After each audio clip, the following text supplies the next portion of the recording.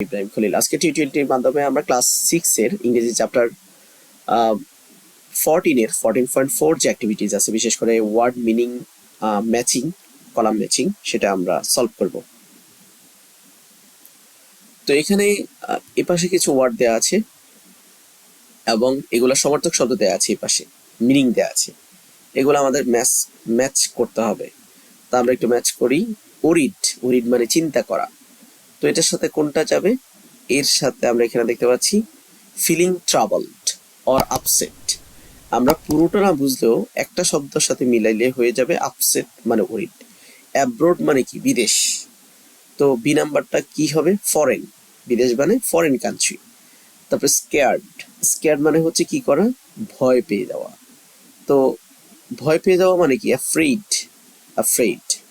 তারপর four water মানে পানি ঢালা।